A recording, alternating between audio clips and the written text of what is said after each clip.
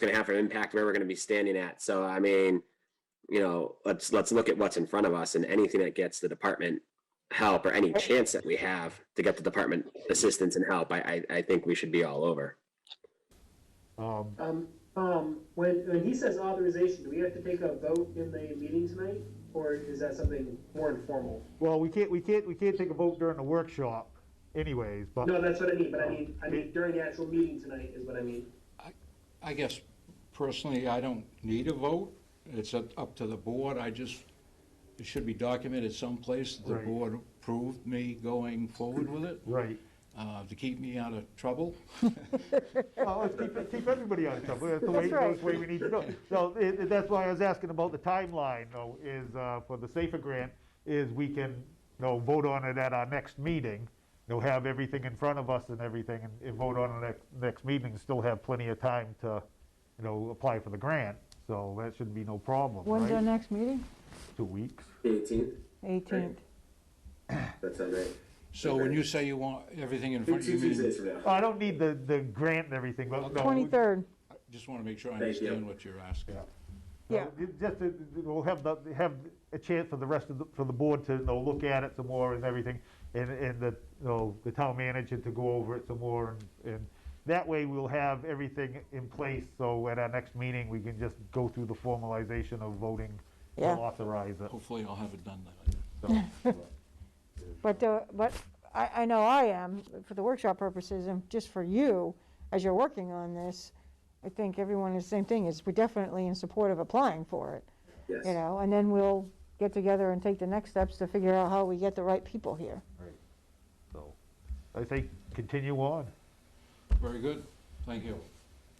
That's Thank it. I'll close the workshop, is we have about 33 minutes to our regular meeting. We're gonna take a break. All right.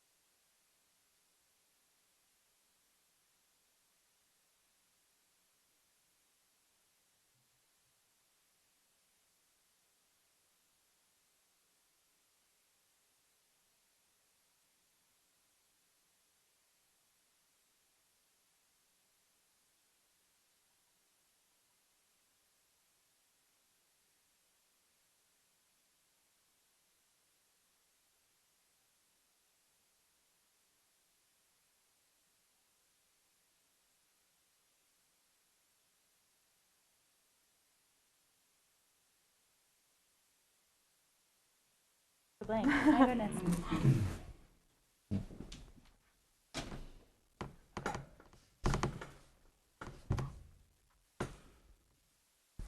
All right. We're going to call to order the November 18th Planning Board meeting. We're going to start with the Pledge of Allegiance. I pledge allegiance to the flag of the United States of America and to the republic for which it stands, one nation, under God, indivisible, with liberty and justice for all. All right, so I'll go ahead and introduce the board members. To my left, we have Jerry Graybill. I'm Allison Hurley. I'm the acting chair for tonight. We have Amber Fecteau, Phil Roy. On Zoom, we have Paul Amatucci. I can't hear you guys. It says they're muted. Yeah. They'll be unmuted. There we go. Perfect, okay. There we go. All right. So on Zoom, we have Paul Amatucci, Lee J. Feldman. We have Tammy Bellman, our new director of planning. Assistant director of planning, perfect. I have to prove myself. All right. And Jenny McCabe. All right, so we're going to begin with the public comment. Anything? Anybody want to come to the podium? Yeah, we don't. I would explain what a public comment is, because there might be somebody here that might want to speak. Okay, so it's just a chance for the public to have questions brought up. We won't answer any of your questions from the board. We have them written down, and then during next week's meeting, we would address them in old business. So does anyone have anything they want to come up and bring to the board? Is this the planning board meeting? It is. Are we allowed to be in here? Or? Yeah. So we were just saying that this is the public comments portion of the night. So if you have anything you want to bring to the planning board that we can deliberate for the next week and bring up during old business next week, now is your time to shine. All right, moving on. We have the approval of minutes for November 4th, 2021. I wasn't at this meeting, so can I even ask for approval? Okay. You can abstain. Yeah, I'm gonna have to abstain from this, but did anyone find any issues with the minutes from last week? I did not. No. All They right. look fine. Would anyone like to make a motion to approve? I'll make a motion to approve. Thank you. Second. Thank you. All right. Do a roll call vote. for everyone. All right, so we'll do a roll call vote. Yeah. Aye. All right. You guys say it like everyone. Okay. Aye. So, Paul, I hear an aye from you. Yes, Phil? Aye. I approve. Amber? Aye. Thank you. Jerry, thank you. All right, those are approved. All right, moving on to public hearings. So the first thing we're going to talk about is the preliminary major plan for the major subdivision phase 4 of Heritage Drive. So Steve Clement. Thank you. Just make sure you're talking to the mic, and if you want to pick it up and walk around, you can do that too. Right, any questions for me from you on anything? Right now, where we're at is stormwater's been turned in with the concerns we had a few weeks ago and answered by the DEP. So that's all to the overseer of the file of the project, and it looks like she might be reviewing that tomorrow. So we should be all ready for a DEP permit. Okay, so if that was the only outstanding item from last week, then we can go forward with application completeness. Does anyone want to make a motion for that? Do we have to wait for the You have to DEP wait until report? both public hearings are done and then Right. bring it up in old business. Alrighty. So does anyone have any questions for the applicant on the board? No. Nope. Okay. Nice to see you tonight. All right. Moving on to the site plan expansion on 565 Portland Street for the Route 4 self-storage. And we went to a site walk of that tonight. We got to take a little tour and see what was going on there. We do have the expert here on Zoom.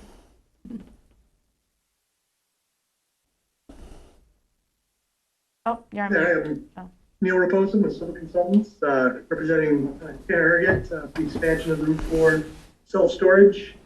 The plan has not been, hasn't been modified since we came in previously with the application initially.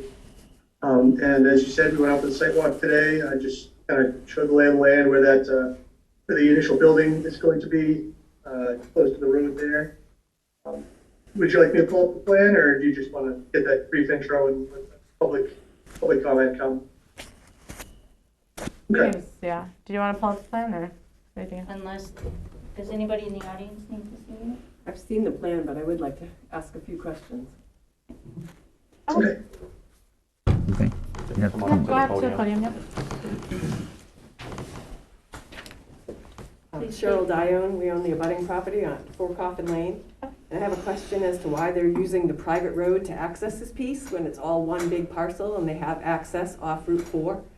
There's been no notice to this, and I understand you have to give easement and access along a private road to any property that can't get their utilities or access in any other manner. But they can. They have access off of Route 4. And who's going to maintain this once they start using this road, or if they were to use this road? Who's going to do any upkeep, and does the town require any kind of building of that road beyond what it is up to the current town standards, now that they're expanding business using that area? All right. Is it gonna be me answering that, Neil, or you? I didn't know if you just took all the comments in and then addressed them later on, or are you going to answer, you want us to answer questions during the public comment portion? So usually it would be addressed during old business, yeah. So, but we can take down your question. It's definitely noted. And we did discuss that during the site walk too, a little bit, but we'll get you the answers to that. Okay. All righty. Thank you.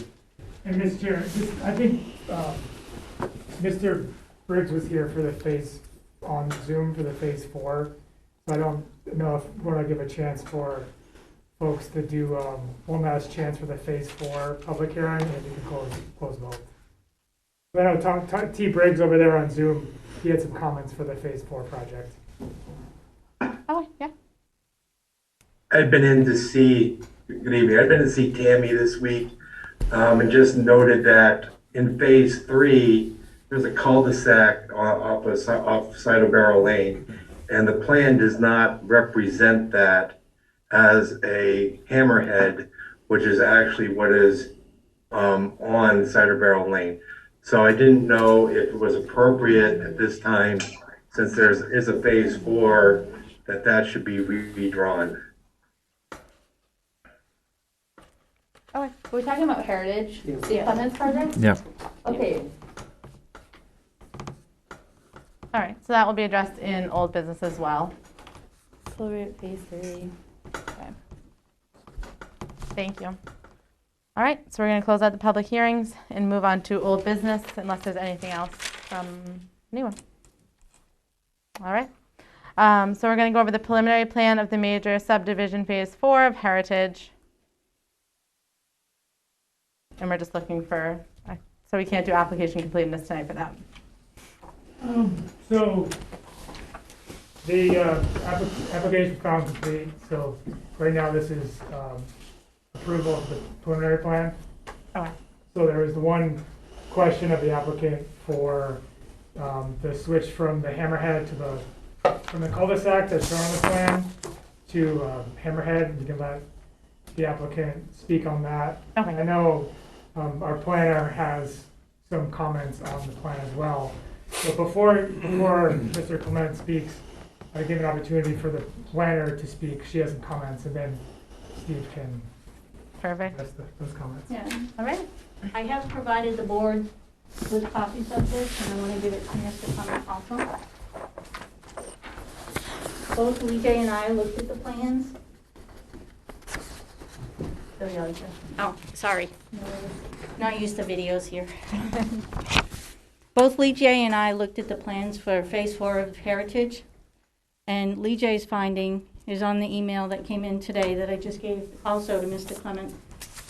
It says, I took a closer look at the plan set, and the only concern I have is they should indicate on the plan that the wetlands located on the lot should be signed as no cut areas, so that future lot owners do not think they can go in and cut the vegetation in these areas. I did not see anything that would suggest that was the case. You may want to condition him on that. And then when I was reviewing it, I like detail. So I found a few things that I have a concern over. The first one is updating the survey that's dated April 21st for the hammerhead on Cider Barrel Lane.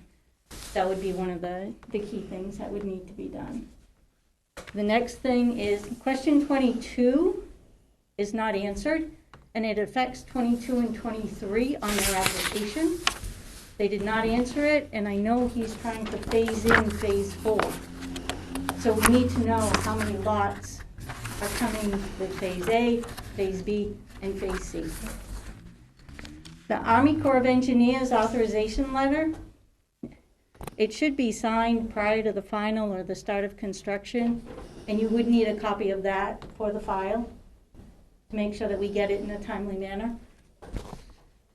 There should be a note on the survey regarding the special condition that the Army Corps of Engineers found when they went out and did their inspection regarding the tree cutting dates to minimize the impacts to the federally listed northern long-eared bat.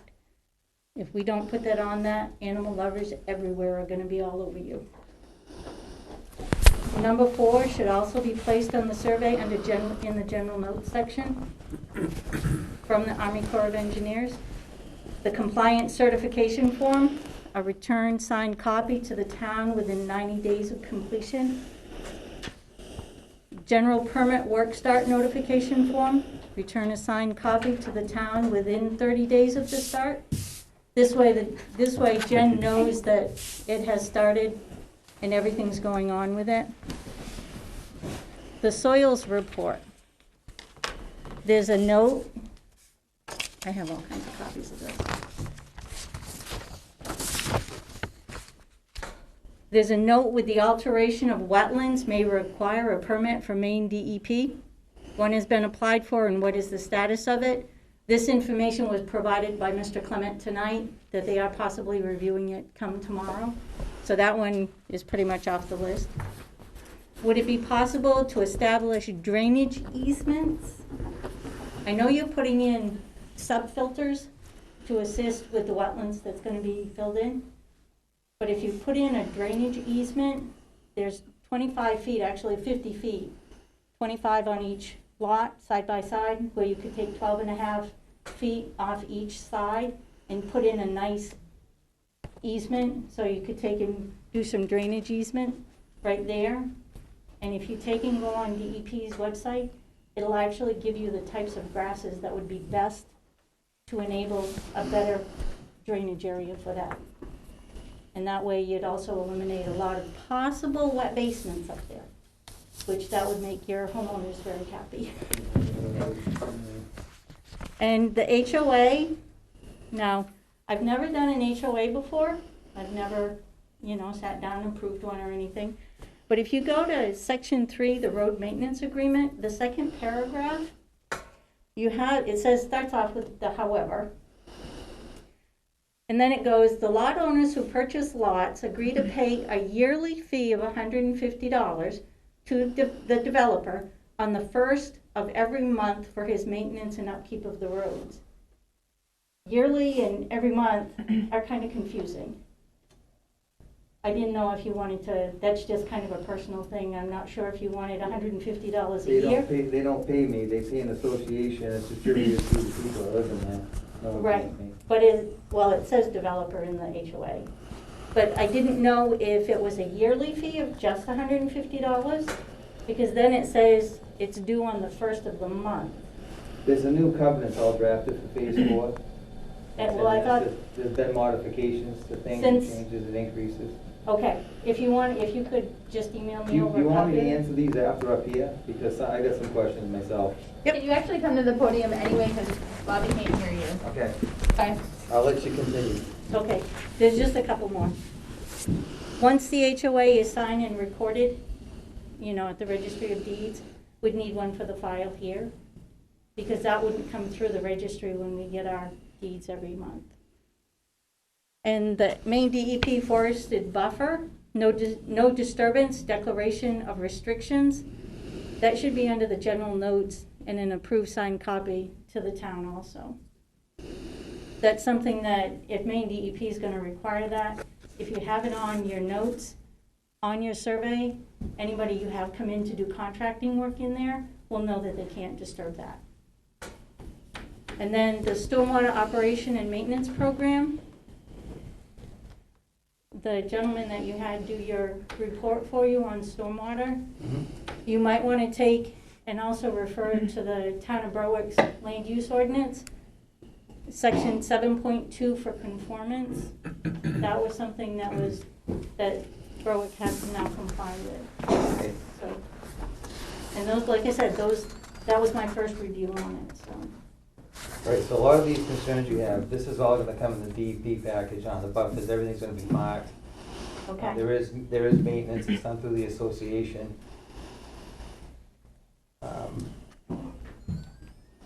The filter ponds are abutted to the road easement, so there's no requirement for access, because you're For the stepping off the drainage easement easements? into the pond. Okay. And typically, everything we've done in the past has had 25-foot setbacks for any drainages, that's all in every deed and recorded. Yep. Like I said, all the DEP stuff, all this stuff has been handled in the past, and we're continuing doing the same thing. The association has been ongoing since day one, which is 22 years ago. The Army Corps letter is not signed yet because I'm waiting for the permit so we can have a start date. So I've been in touch with them as it is. Well, it sounds like you've got this punch list pretty much taken care of. Right. My biggest concern was number one. I'm not sure what the fix means, the cul-de-sac and Cider Barrel Lane, If you look on your survey, right? it still has the cul-de-sac on Cider Barrel Lane as It opposed to the hammerhead. That was approved. The hammerhead is inside the cul-de-sac, and that cul-de-sac is frontage to the 3 lots on Cider Barrel. That can't be changed. That's all deeded and built out. That's been done for quite some time.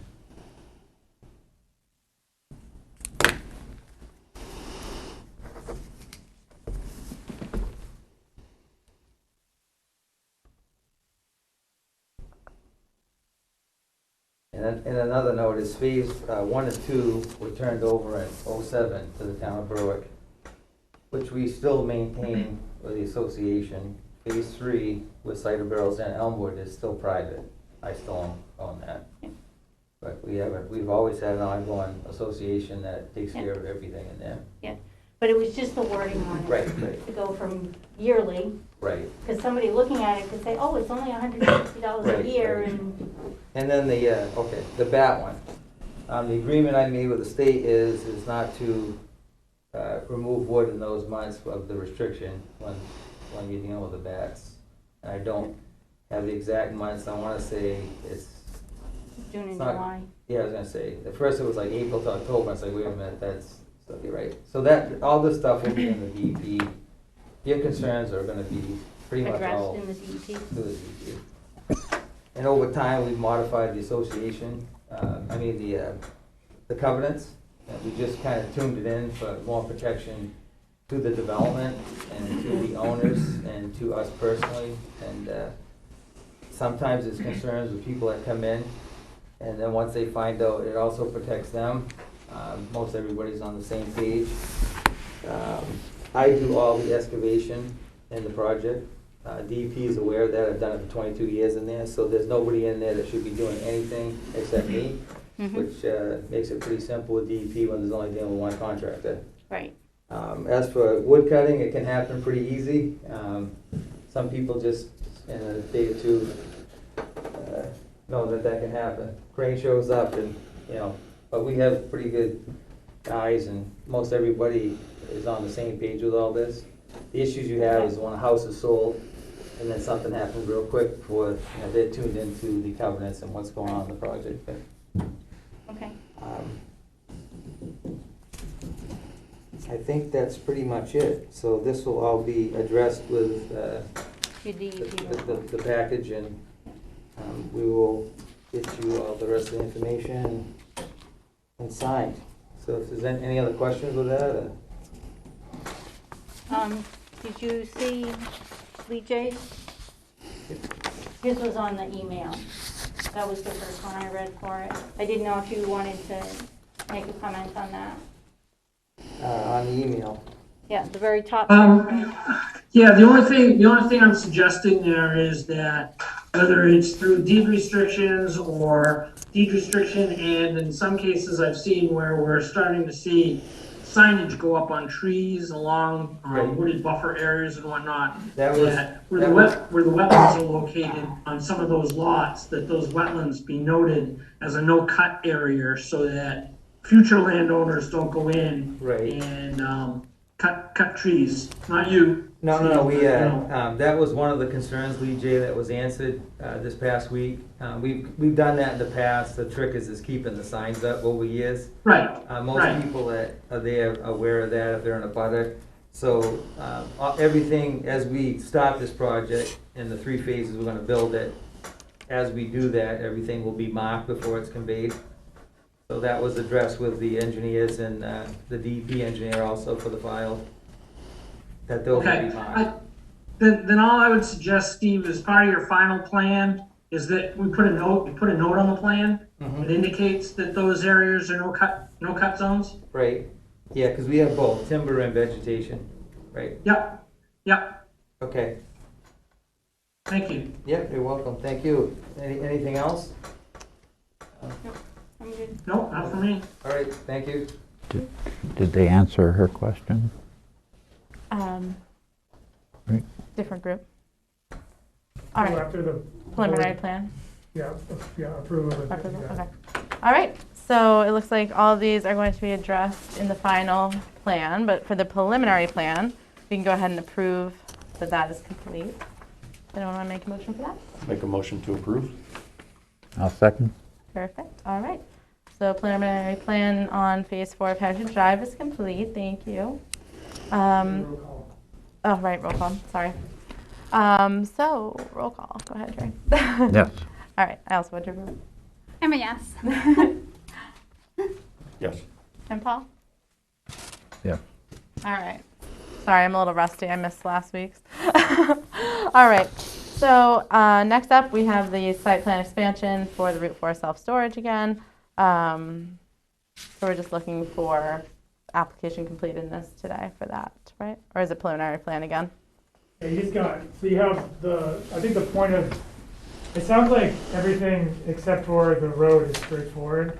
Yeah. So at that point, I think I think Neil probably should take it on and address. And the board might want to consider a Conditions. condition but I think, we'll see what Neil says about the Coffin Road. So just to let you know, that was my first question at the site plan today. Neil will tell you more about it, but I do see going forward how it could be a problem, so keep that on your radar. May I I think ask a question? was he going to address the question? Neil. for- Yeah. Neil, yeah, okay. Doors. But then, yeah. Okay, so I think our position on that one was with the private road, with the deeded access. It is the responsibility of the user of the way to upkeep that maintenance. Looking through the deeded rights of it, it didn't look like there was ever a real clear-cut maintenance agreement set up for it. So it's kind of, the users of the lot are responsible for it, but the mechanism to get there is just to make the road passable. So it's a unique situation where it's kind of an abandoned town road. I know Cheryl, the abutter, they upkeep that portion of it there. The landowners up the road help out with the maintenance through there. And Tanner has every intention of contributing everything that needs to be contributed to keep that up. The use that's being proposed, although looks fairly expansive out there, it's unique in that it really only has 2 weeks, twice a year where there's significant traffic in and out of there. When the campers are going in, and then when the campers are coming out for the beginning and the end of the season, and the remainder. It's pretty sparse traffic, onto Coffin Lane. But that's something that we can definitely look into and try to clear up for the file and make sure, and Tanner will engage with all the abutters to make sure everyone's comfortable with it going forward. And I think that she specifically just asked what prohibited the access from Route 4. Oh, yeah, and that's, we did explore both routes to access it. there's quite a bit of wetlands coming through the center of that lot. I'll pull that up if I can here. Right, because your original plan was actually to go through the wetlands, right? But before the evaluation? Correct, yep. Is my screen up there? Yep. Okay, so we had evaluated a plan to come through the existing development and bring it through here and through this wetland and come through with this, with the same crossing at this location. But since there was the opportunity to utilize an existing access through here, in discussions with DEP and Army Corps, they indicated that if you can minimize the impact as much as possible, that's the way they're gonna push us, and they want to see as much effort as possible put into avoiding wetland impact. So that we settled on this as the least detrimental environmentally, and it left some usable land undisturbed, but for the ability to use an existing access and cause much less disturbance, we felt like this was the way to go with it.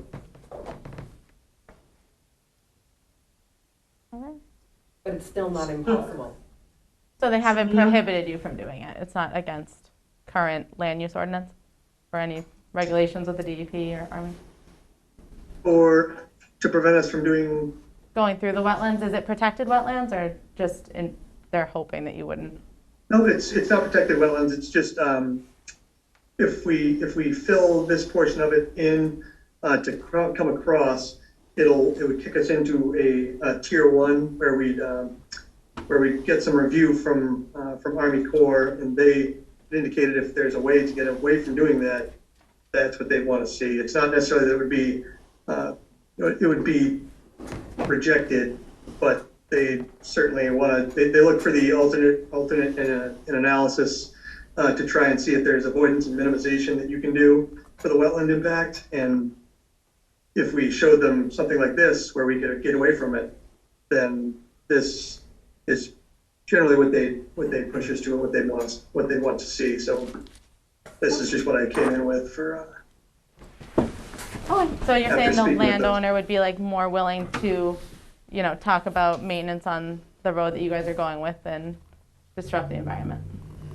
Correct. Yep. And then also that if he ended up building a roadway out here to get out back here, he'd still be doing quite a bit of maintenance on that as well. So he's completely prepared to help out and perform the upkeep as necessary to keep this, at least his use, up and running. He doesn't want this road to be to fall into disrepair. That's not his intention at all.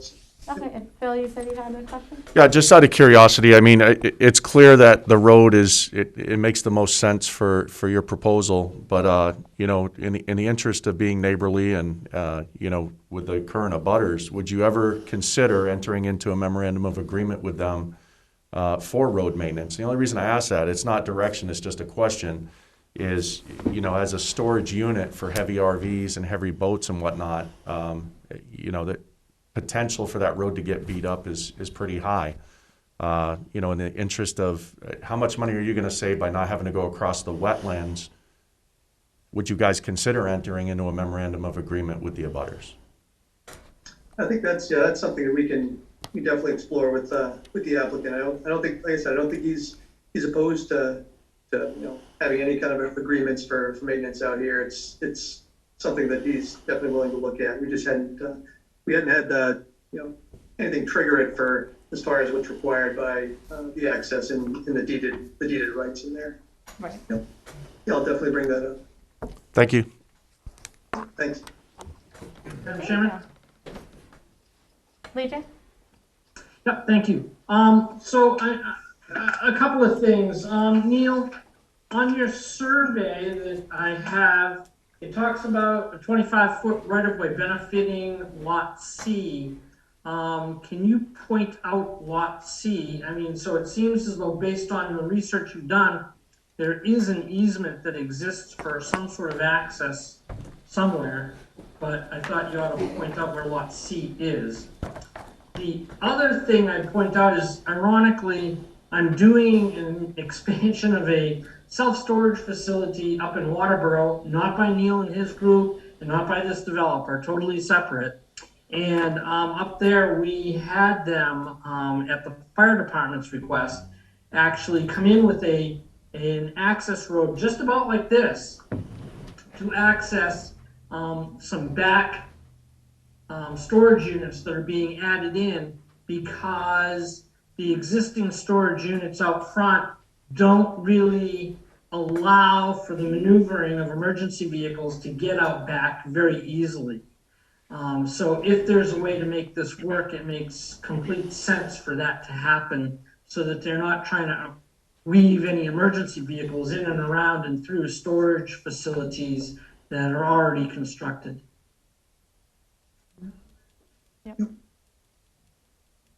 All right. I agree, yeah, that's one of the things we were trying to accomplish with that, the larger turnaround. It's kind of at the front entrance of this up on Randall Road here. And I'm trying to remember how this got broken up between the C and the B. This has been several different subdivisions through the years through here. And the original subdivision was three longer lots, similar to what's presented here for the neighboring lot, and those had access easements to get to the back of those lots from Randall Road, due to the fact that there was so much wetland in here that was left in there as a partial right of way that gave those landowners access through there off of Randall Road, as long as they had that official frontage on Route 4. Because as you've seen out there, the road is not improved to the point where we can get frontage on Randall Road. So it might be helpful, Neil, if this doesn't get final approval tonight, that if your survey folks can do a little bit more research and give us a history of what Lot C exists of, that might take care of some of that issue, because there is a 25-foot easement there. Yep, and then that's one of the stranger things about the access road there, is that there exists a right of way that comes through that follows the old Randall Road right of way. Now this is referred to as Coffin Lane, but this was broken up between that right of way that's referenced on our subdivision plan here. And that one, we can pull together all the deed references and everything, so we'll have that to review for final on that. That's not a problem. It's really the only where it gets messy is trying to improve that road and see who has the right to improve the road and that portion of it. And that's kind of where we got stuck, because it wasn't well described when we were trying to get an actual lot back there. It just wasn't feasible. Right. But I know that our surveyors have done quite a bit of research on this, and we've had it on the books for a long time, so I'm sure they'll be able to get plenty of history on there. Okay. I just can't remember it offhand here. Yeah, Neil, I have a question. Yep. This is Paul. Just want to know that, we're talking about this road, and we saw it tonight when we did the site walk, and it is definitely not in fantastic shape. Now, it's a older road, probably fulfilling the needs of what's there now, but going forward, we're going to have some pretty heavy traffic. Maybe not a lot of traffic, as you say, 2 weeks in, 2 weeks out, but we are going to have some pretty heavy traffic on that road. So I would like that analysis to include the weight of those vehicles that are going to have to come in and come out. And can that road, as it's going to be augmented, how well can it handle it, and what's the duration of use and that sort of thing. So if that can be put into that analysis, I'd like to see that. Okay, that's something we can put together as a general memo, just for information and you know what kind of weights and distribution we're looking through there. I mean, it's going to be variable, but I think for the most part, we're going to have, you know, the normal recreation vehicle with you know, their curb weight as they're going in for storage is going to be just their unloaded weight, and so they're not going to be you know, like a fully loaded going out to go on the trip camper. We're going to have a lesser impact on the road than those are, but we'll certainly put together something that'll kind of outline what we're looking to utilize. That would be helpful. Thank you. Yep, absolutely. Okay, I'm sorry to interrupt, but I'm clearly dying over here. I might need to excuse myself for the meeting, honestly. Sure. All right, should I pass this off to Jerry? Yep, go for it. Okay, I'm so sorry. Are you okay, Allison? I think I'm allergic to whatever I was around at the site walk today, honestly, because it started when I was there. I've been coughing ever since. I know. Okay. Don't worry, I'm not No. viral plague today. The comic con. Yeah. All right, Okay. I'll go zoom in Okay, where I can mute myself. okay. I have a question along the same lines for Neil and maybe for you, Jen, because we were there. You brought up about the traffic and all of this, but as Neil said, the buildings were moved apart by the fire department to allow access if they ever enclosed them. So the road has to be able to support the fire trucks being able to get back there as well. Excuse me for removing my mask. I hope everyone's okay with it real quick. All right, so here's the concern about the road. So if you weren't at the sidewalk today, and I'm going to look at you guys because it's your road basically that you guys are. So we do have road standards here in Berwick. We do, when you access more than 2 lots, we do have a roads, or 2 houses, we do have road standards. Those can be found in our land use ordinance. My biggest concern down there is, not so much in October. It's really in April and May, driving down that road with RVs and other things. I brought that up at the site walk. Neil explained it, but I'm still concerned about those 2 weeks. So when you drive down that road, it's pretty smooth. There's ruts and stuff in the road. Those will obviously need to be maintained and brought up to our standard. But I do think that we can do a little bit better. I'm not on the planning board. I would suggest that you guys take a look at that and see what you guys can put in for a condition for that. Because I'm the one who's going to field the violation calls, and we will get them. So just keep that in mind. Any other question for me, Jerry, while I'm already here? Nope. Jerry, may I ask a question of the... Neil, just one observation when we were out there today. If I'm looking at your plan, and I understand your plan appropriately, the entrance to the storage facility is going to be before the bridge that crosses the stream. Am I correct in that assumption? Correct, yep. My concern, and I think a concern for the folks down there too, is that bridge that traverses that stream is pretty primitive. It looked like a very lightly covered plastic industrial culvert. And if you have a tenant or somebody who's utilizing your business and they miss your turn and they go down there with a heavy load, that's going to create a very significant issue. So I think there needs to still, and it's not my call, but there should be some discussion as to, does that road need to be further developed? Is there a way you can preclude your customers from going over that bridge?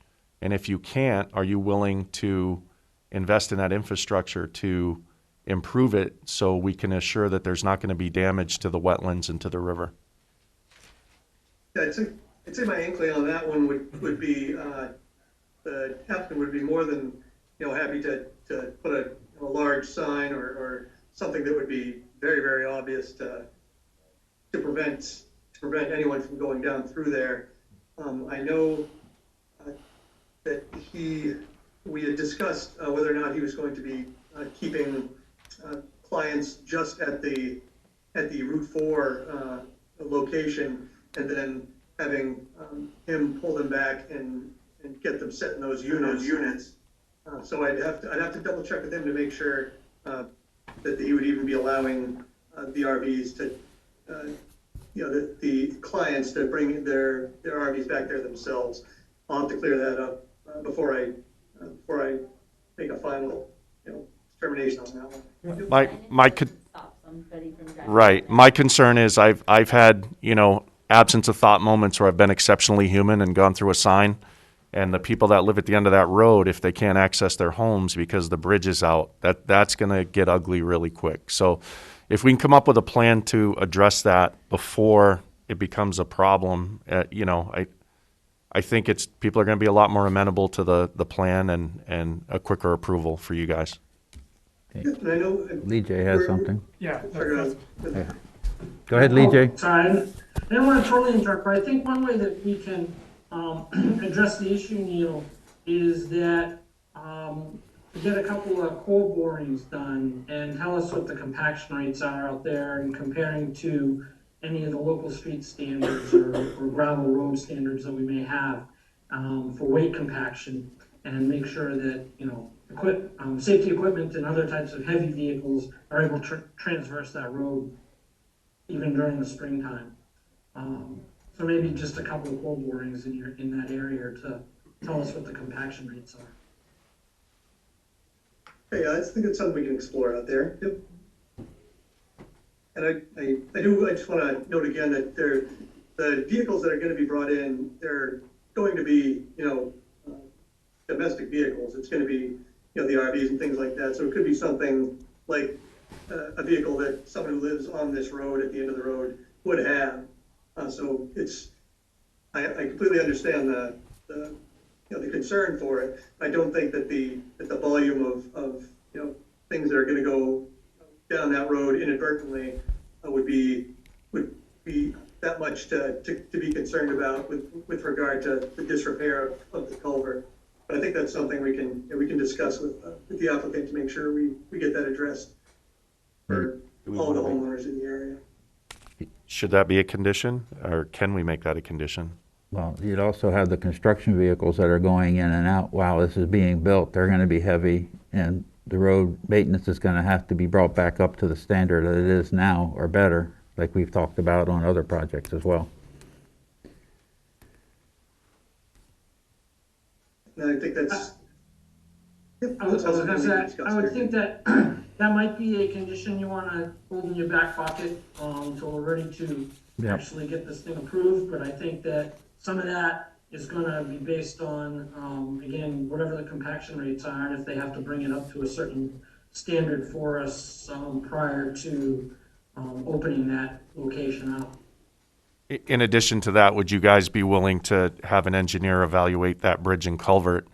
It's inadvertent that somebody is going to miss that turn and go over that with a fifth wheel RV or a boat. And I'm not an engineer, but just looking at it, I would not pull my RV over that bridge. And I feel for the abutters that live on the other side of that bridge. If you guys take it out, they're kind of limited on their access. So I just think it's something we need to concern, and just being a good steward and a good neighbor.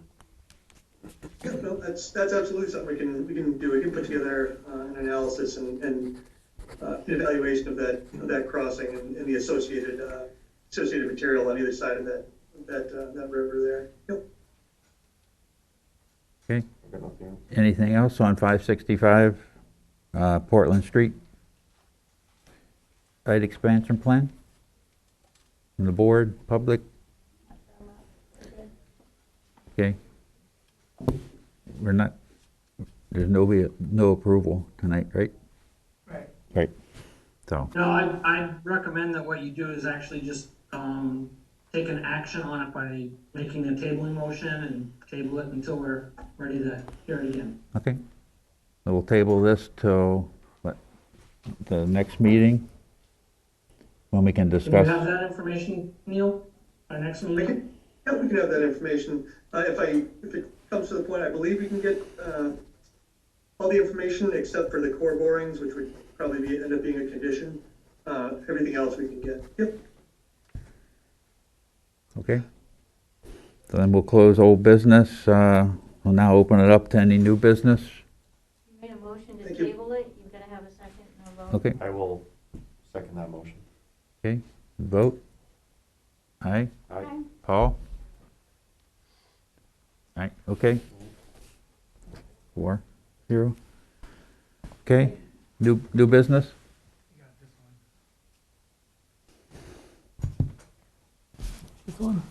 Oh, yep, preliminary major subdivision, 377 Diamond Hill. Michael and Aaron Sikowski.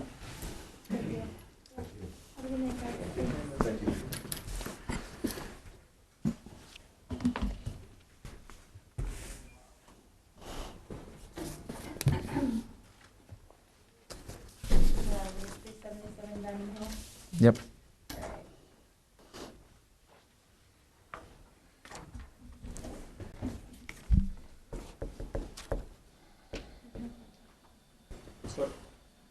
Good evening, Steve Height, with Civil Works, representing Mike Sitkowski for this. This is a 6-lot conventional subdivision on Diamond Hill.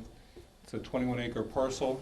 We had a sketch plan review with the planning board in September on the 2nd. We had a site walk with the planning board on October the 7th. And we've made a preliminary application for you guys now. So based on the site walk that we had and based on the sketch plan review, the application that you have is I think, complete. We've had a review from the, I gotta say it for real, David Galbraith. If I mispronounced it, I'm sorry, and now Lee is here tonight representing him.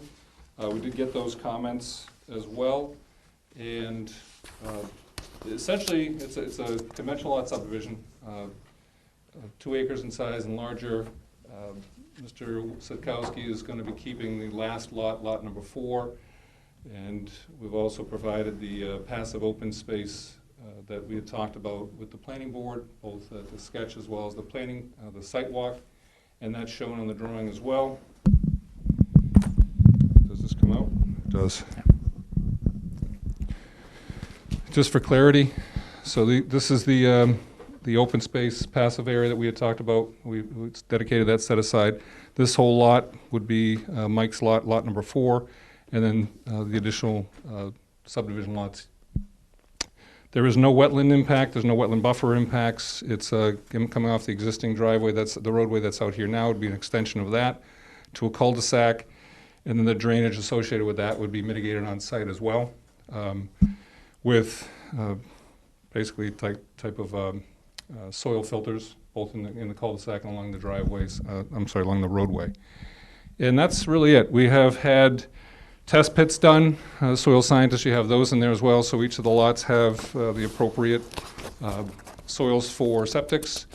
They will have wells on them, and the access road would be a paved driveway coming in. We'd upgrade the road at the front end and pave it all the way out through. Mike is not interested in doing this right away. If anything else, he'll probably put his house on there and wait over the course of time, as we had talked with the planning board about getting the other lots put together as well, but going through the subdivision now. David had put together a couple of comments, which I talked to him this afternoon about, and going through the comment list that he had.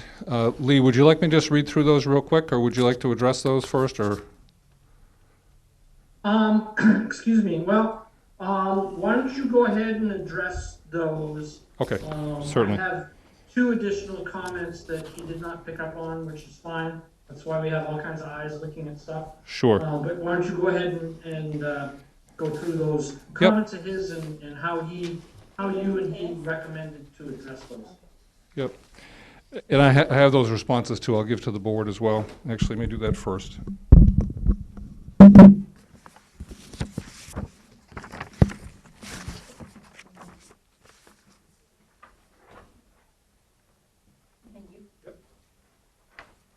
Thanks, sir. Thank you.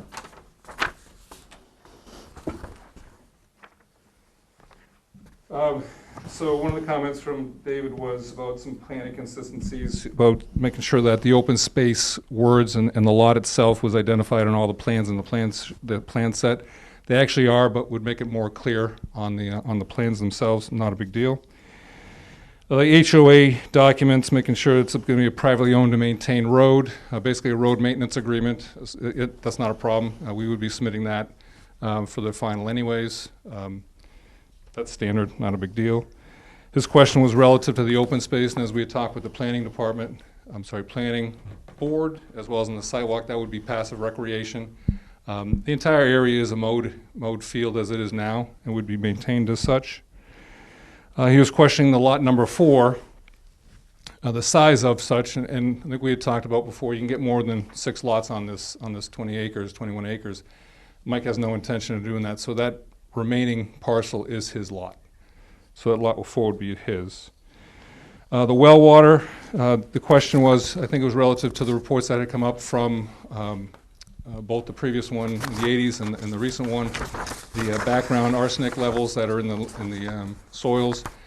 There are several houses out there as well, and from the information we have, those wells are potable as they would be here, and from the information that we have from the environmental company that had done all the reports, if there's any concern relative to that, there's very simple ways to mitigate that with well, I'm not quite sure how they do it, but taking care of the well water in the house.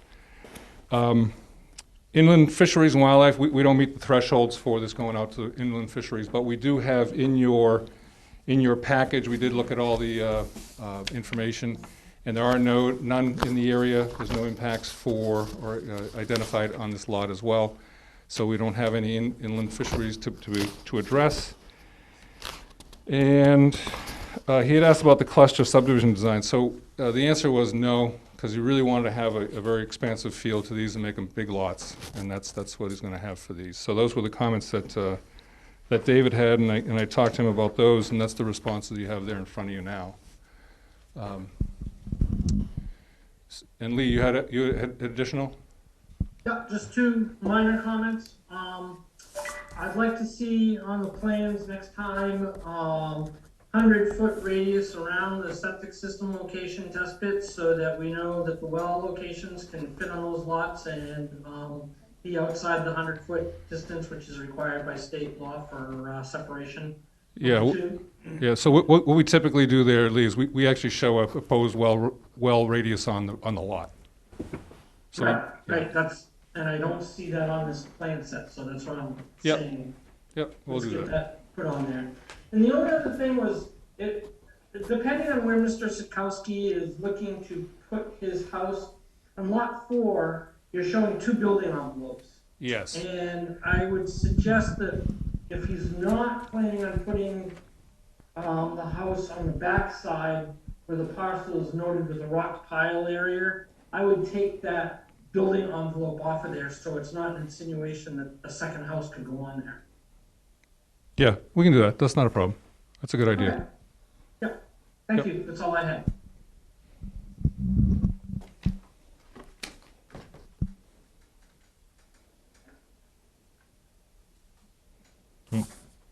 Any other comment from the board, public?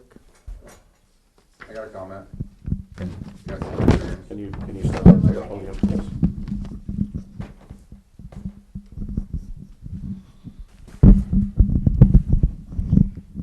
So my name's Tim Parado. I live at 371 Diamond Hill Road. I'm probably the closest property besides my neighbor Ralph that's abutted to this project. And firstly, my biggest thing is that I don't really think we need any more subdivisions in Berwick personally, as our taxes are already through the roof. Our schools are over capacity. And if I were to pay my house off today, it's not even a big house, it's a 3-acre spread. You guys all seen it, you're in my backyard. It would cost me $1,000 a month just in taxes. So by allowing all these subdivisions in, we're just gonna pay more and more and more taxes. It doesn't make it cheaper. My biggest concern for this project is the arsenic. If you guys look through it, it's been tested, like it's known in Berwick as arsenic acres. So my concern is when people start digging up those foundations in those basements and that soil is left on top of the ground and then it rains, all that arsenic's heading towards my house, where my kids play in my well. The other thing is, my other concern really is my well. Our water is so terrible. I don't know what test they're using on, because as far as I lived there for 6 years, nobody except the one water company that we use have tested our well. I have to replace my well pump every 3 years because we're pumping such sludge. So my question is, when we allow 6 more houses to come up and start tapping that water system, and our well is run dry, does the town of Berwick have any plans on ever bringing us town water? Probably not, right? No. And then lastly, my biggest concern is that we've received 0 notification about this meeting, about the walkthrough. I literally found out through the Berwick Facebook page by one of your planning board members telling me and other community members, if we're going to come to these meetings, we need to keep our mouth shut. Not telling us, not sending us notification, that's illegal, I'm pretty sure. And going on Facebook or as a real estate agent and telling community members if they're going to come to these meetings to keep their mouth shut, that's wrong. So I don't know if anybody has any answers for my question about the arsenic headed towards my property during the rain, during the building of this development. And I also don't know if you guys have any proposed plans on bringing us water when our wells run dry. Like this year was the worst drought that we probably ever seen. That property that's behind my house was never mowed. It was the biggest fire hazard. Like, everybody lights fireworks off. Every time a firework went off, we're out there filling buckets of water. Because what are you going to do? So does anybody have any answers for me whatsoever? Hi, I'm Allison. Hi, I made it home. So. Hi, Allison. And just like that, she's gone. Okay, go ahead, Phil, while we're waiting for Allison. Okay. Thanks for coming in this evening, and we've heard your concerns. I know we have asked some specific questions about the arsenic previously, and they do have studies for that. I've contacted about, I'd say, a dozen DEP officers from Augusta all the way down here. We've talked to toxicologists. I've talked to the Department of Health and Human Services. All these people I've spoke to have said that there's great concern here. They said that they're not really sure on who you, like they said it might be the zoning officer that we need to talk to. Nobody's really sure.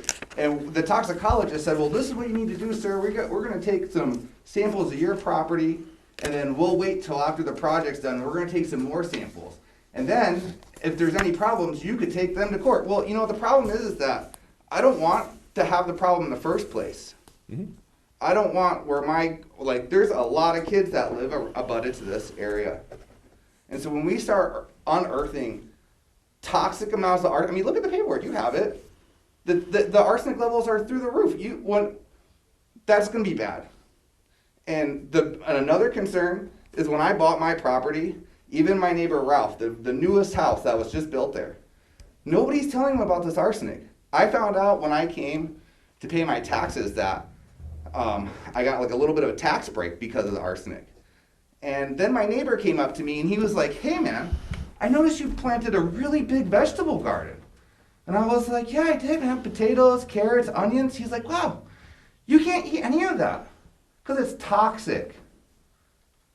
You can only eat things that are grown above the land when it comes to this kind of toxic level of arsenic that's in the ground. People aren't talking about it. Go ahead. Sorry, I just wanted to say that, sorry, I lost connection. I live downtown, so I fully sympathize with your comments about the water. I have kids too, and I know, different chemicals in our land is always going to be something that we need to be combating at a higher level than the town planning board. So what it really comes down to is, per the current land use ordinance, this private landowner has the right to establish this development.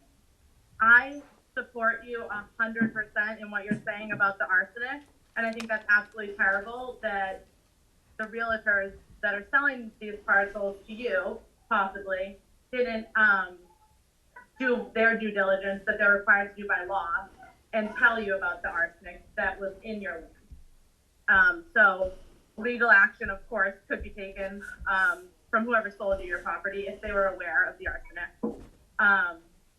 But you hit on a couple different topics that I just wanted to address and hopefully come to an understanding on. So the first is the chair expressing that you need to keep your mouth shut on Facebook. So obviously we want to keep anything, personal. She's obviously not here to defend herself, aside. We don't know the exact circumstances of that conversation or what happened. But what I can tell you is, like you're doing right now, you're always welcome to come to public hearings, and we would love to hear what you have to say. But I also think Some it's people would have a solution, but we do love to hear what you have to say, and we encourage everyone to attend. Secondly, I want to just address the notice that you had to come here. So what we do at the town level is we go by law for public notices. Once findings of fact are, completed and applications are complete for projects like this, the abutters are notified. But none of us were. One person was notified. I don't even see one of my neighbors here. So the application hasn't been found complete yet, so the public hearing will be at the next meeting. So you'll be notified. Right, So weren't we supposed to be notified for the walkthrough? Exactly. Your wife was there with us.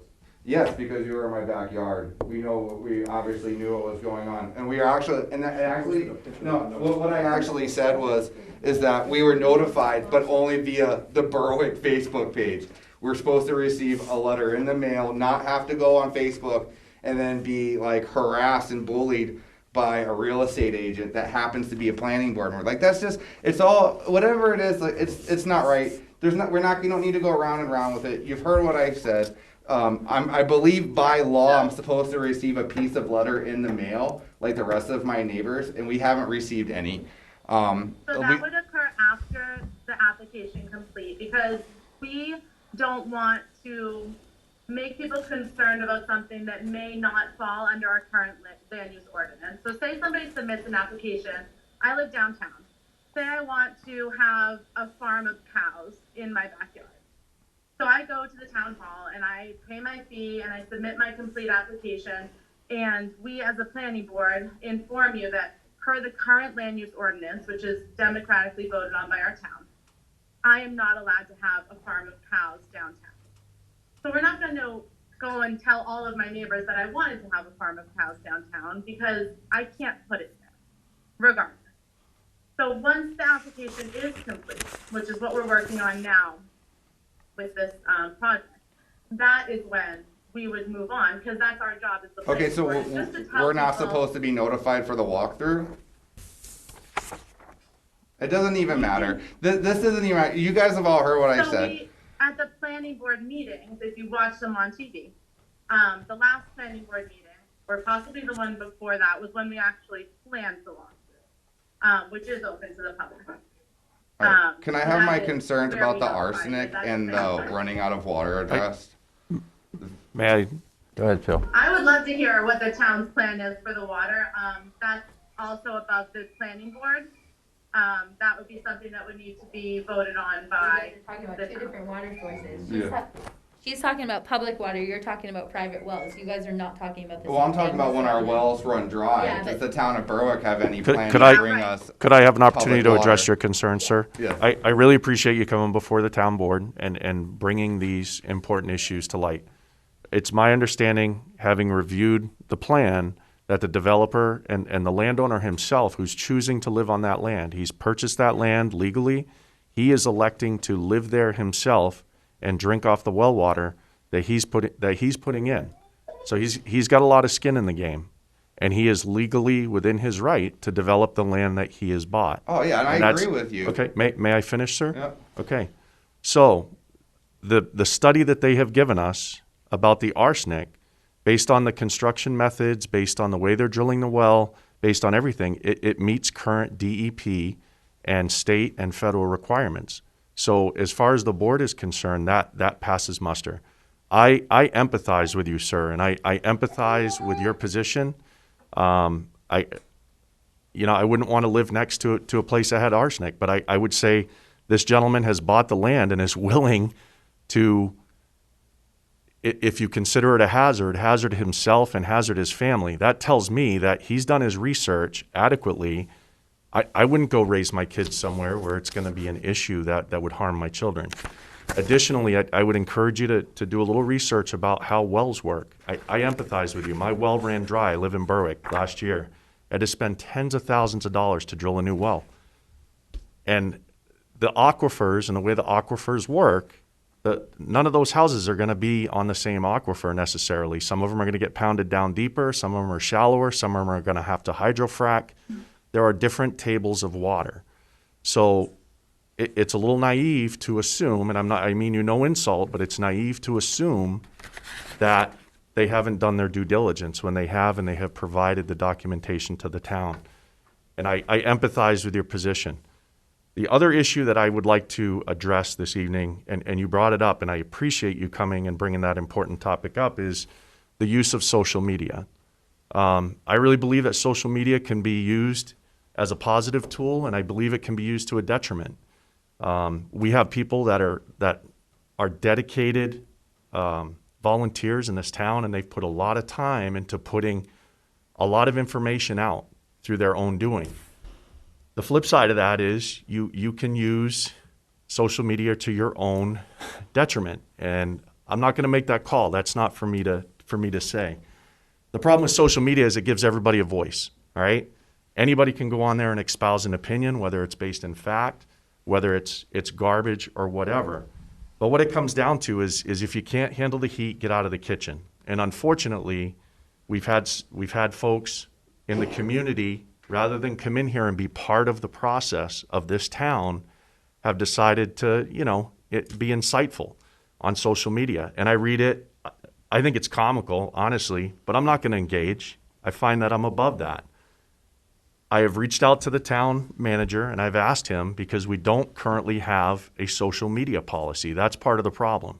If you go on social media and you blur the lines between your personal life, your business, and your role as a member of the town, that could be perceived as problematic. That's not my call to make. I'm a volunteer. That is the town's decision to make, whether it be the town manager, whether it be the town attorney, to ascertain what is appropriate and what is inappropriate. A lot of stuff's been said on social media, and I don't buy into it. But if you think something is being done inappropriate, if you think that somebody on this board is doing something that's inappropriate and gives them a distinct business advantage, you should, 1, file a formal complaint with the town so it's appropriately investigated. 2, lawyer up if that's the route you want to go, or go to the real estate board and say, I think this is a conflict of interest.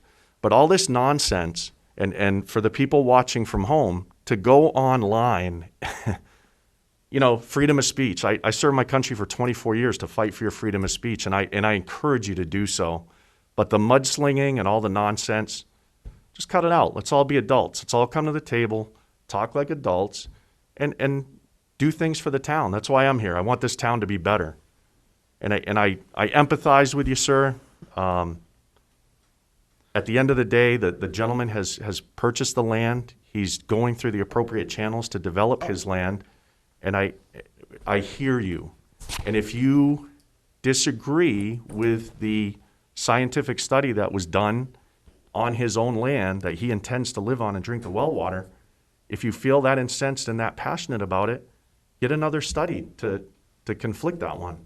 Yeah, I agree with you. Because otherwise it's an opinion. This and is I respect your America. opinion. Everybody has the right to, if you got the land, it's like monopoly. You have the right to build it up. I'm not against that at all. I just think what happens is when it's not right when somebody has something and they're going to develop it and that could hurt somebody else's.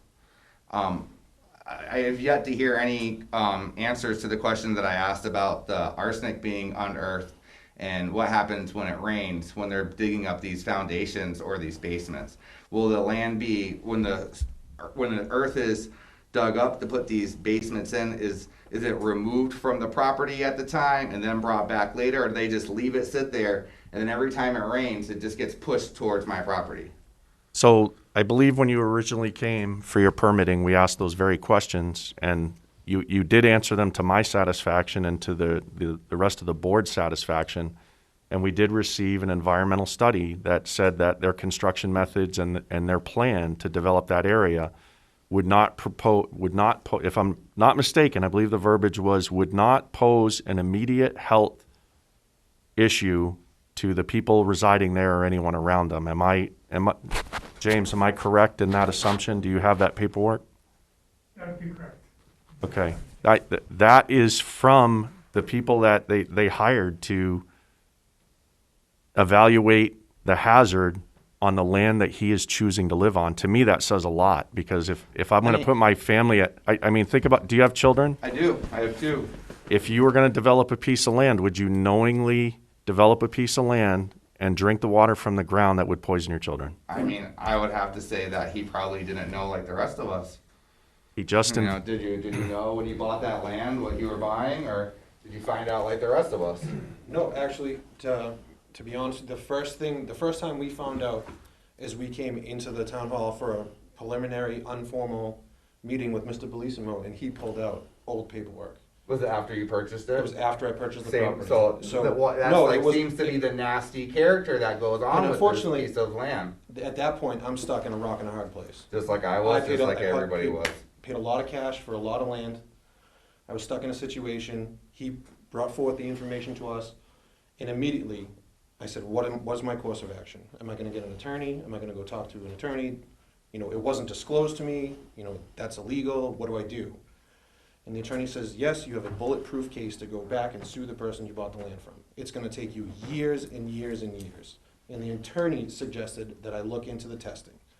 With the help of my engineer, we researched multiple environmental companies. And we didn't pick the cheapest one. We didn't pick the fastest one. This started in February, okay? And we went through all this stuff, and I came up with another almost $15,000 to get this testing agency to come out and talk to me. And I talked to all these professionals and all these engineers. And from the information that they gave me, I felt comfortable building a house for my family on this land. There's water filtration systems that will deal with if the arsenic is in the wells. The soil, as long as it's covered, it's not airborne. We're not running dirt bikes around the field and spitting dirt all over the place. Like it's more like when you start to build and you like unearth none of these basements. None of the soil leaves the property. You can move arsenic, soil, dirt all over the property. The only rule is that it can't leave your property. So it'll all be, if there's a cut in the fill for the road, it'll go down the other side. It'll be encapsulated with either rock or loam and James, do you have a copy of that report that we had when they came with the initial? I know, but they can. Would you be willing to provide him a copy of the report? That way he can read it for himself. Oh, absolutely. We'll give you a copy of the original and the response one as well. Ransom did the second one. So I mean, so Steve Height again. So everything that Mr. Parado had identified was exactly word for word the same issue that Mike had come up with when he found out that this was the issue. And that's why we went out to Ransom and had this conversation, and they did a very extensive analysis of the property, which you guys have a full report of that as well, to answer all exactly those questions. Exactly the questions that you just asked. How do you maintain and what you do? In each one you have a lot development, individual lot development. You're maintaining your stormwater, you're maintaining your everything you're supposed to do, you would do on this anyways. But being aware of the potential for with arsenic. In this case, the information that we have is this is a it's residual here. It's not like it was brought here. This is what the land is. So from wood ash, from when the farmer tried fertilizing that farm. It's interesting that you say that, because that was the initial thought process as well. But when we went back through the analysis, they didn't find that. And so, and you're not wrong, because this is 25 years ago. They were using that as a method for disposing of wood ash and saying you could fertilize your land. As it turns out, this isn't one of them, even though it seems to be the common understanding that it was. But the information is from the analysis that this is not the land.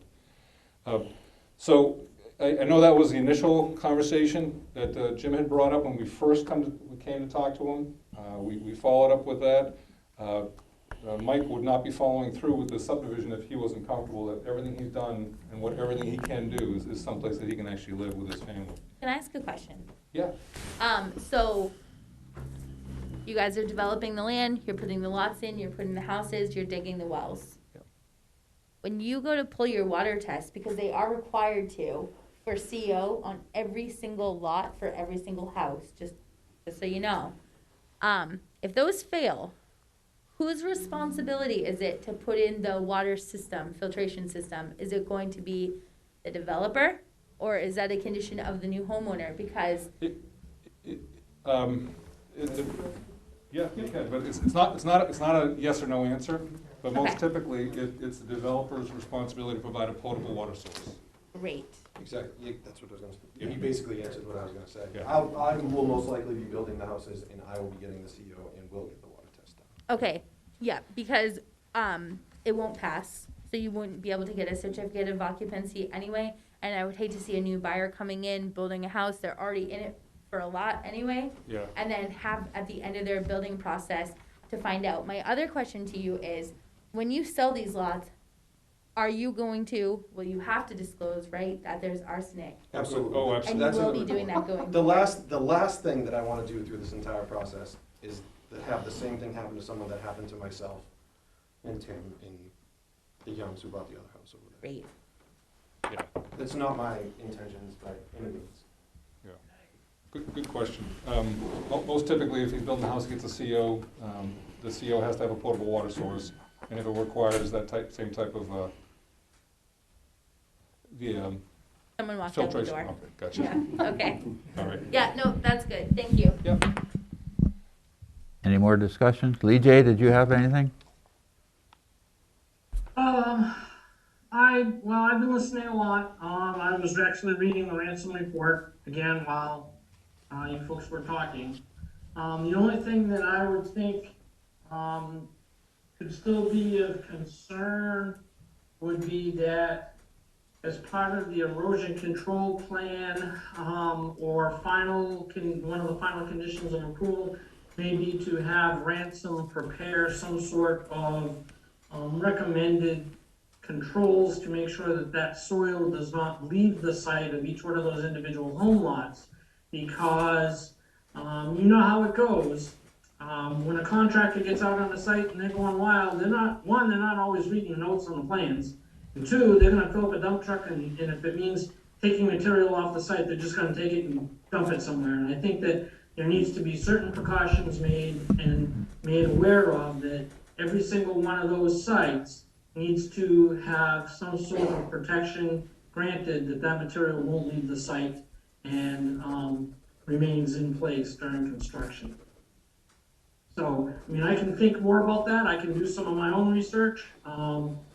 I have done work with Ransom before. I can talk with them further about this and see if there's certain conditions or thoughts that I can have for you for the final approval on encapsulating or making sure that that material does not leave the site during construction of each individual home lot, or for the road for that matter. Yeah, that's easy. And just as an aside, I completely sympathize with the gentleman that was speaking as well. I'm not going to tell you where I live, although you could probably Google my name and find out real quick. But I live in a community that has a public water supply, and it's one of the higher PFAS counts in the state. I keep Poland Spring in business, I'll tell you, because I will not drink the water from my faucet. Period. Point blank. Poland Spring gets all my business because of that very issue. So I completely understand where he's coming from and his concerns. I live with it too, and I'm in a brand new house in a brand new development. So, anyway. Okay. Anything else? Paul, do you have anything? Yes, I do. I do have one comment, because there was a comment about not being able to speak and get your point across and that sort of thing. And I think we put that to rest tonight. Also, as we're putting that to rest, I also want to know, as Phil said, we're all volunteers here. We take this in our own time because we care about this community. We want to do the absolute right thing, but we're constrained by the requirements that are put in place. We have to go by the requirements. If the requirements are met, there's no choice. We have to approve. So we're going to ask the questions, as I'm sure you saw tonight. We ask tough questions, and we want answers. But the other thing that I think is important to note here is that, you know, the opportunity to speak. There are public hearings. If you look at our agenda, and it's online, there is a public hearing.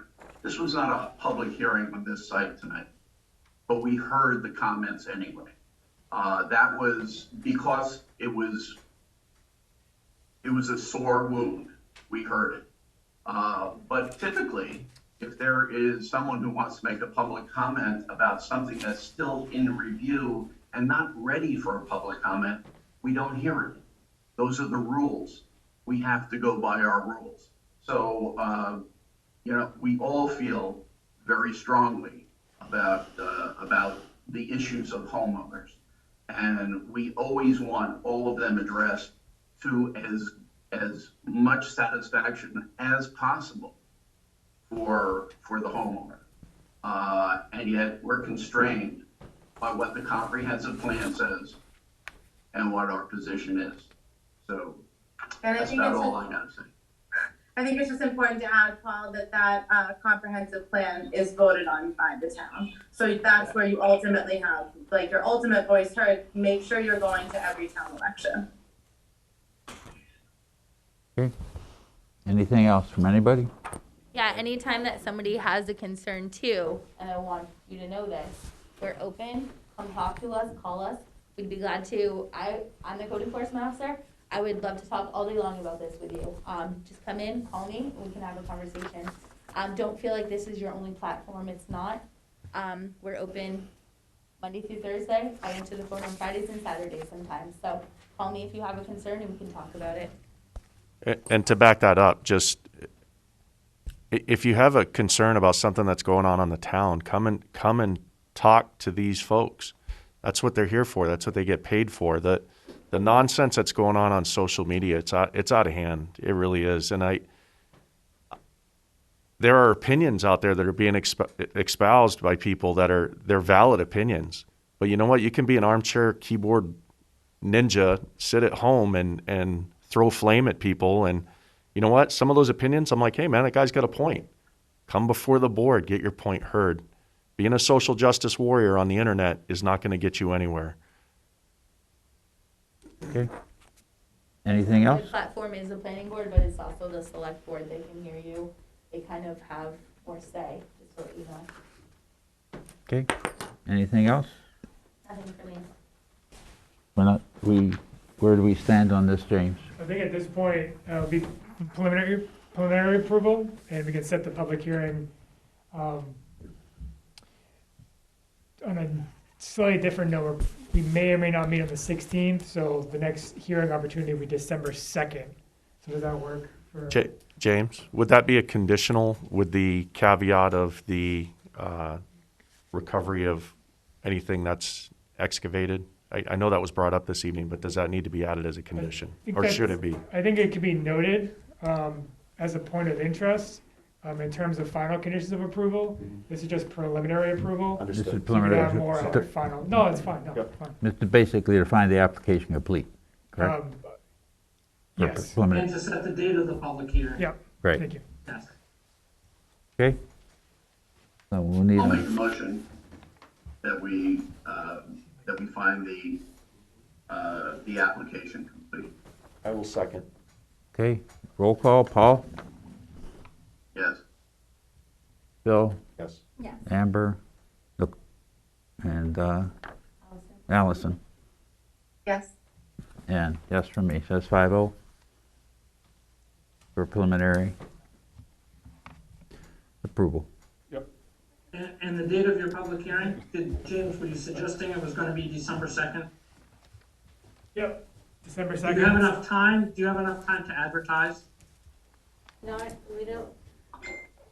Probably not because of the holiday. Right. Because of the holiday and getting the information into the Sentinel, if on the 2nd they opt to Honestly, do if you it. want to do it the first meeting in January. He said possible. That would be better, quite honestly, Right. for timing and, you know, I could have a little bit of time to do some more research on the whole Do the first, arsenic thank issue. you. Yeah, we have no you want to do it to the first meeting in January, that's fine, then we can work with Lee and get some verbiage for lot construction for, from Ransom, if that's necessary, we can do that too, that's not a big deal. Thank you. Yeah. Thanks, Debbie. Okay, It's gonna be January 6th, right? January 6th. January 6th. Okay. Anything else? Do you want a copy of each of those? Sure. Okay, we'll make a copy of those, we'll get those to him. Thank you. offline. Absolutely, appreciate that. Okay. All right, well, Moving on. all right, thank you. Next would be, we'll open it up to any new business.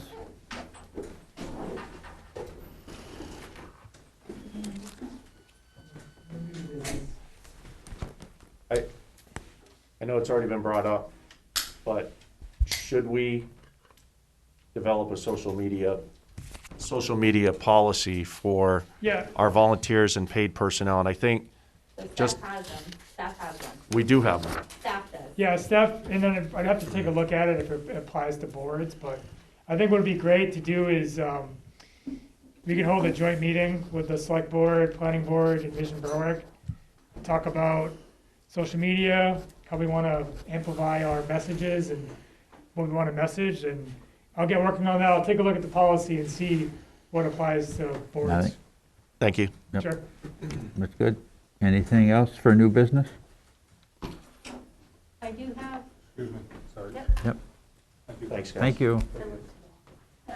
I do have an application that came in and has gone through both with Jenny and I. We looked at it.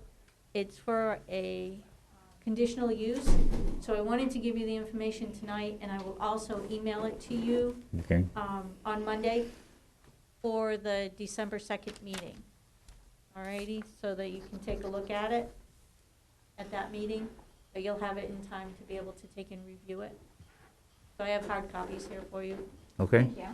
That's all I have for the business. Anybody else? New business? Paul? Allison? Lee J? Nope. Jen? Anybody? Okay.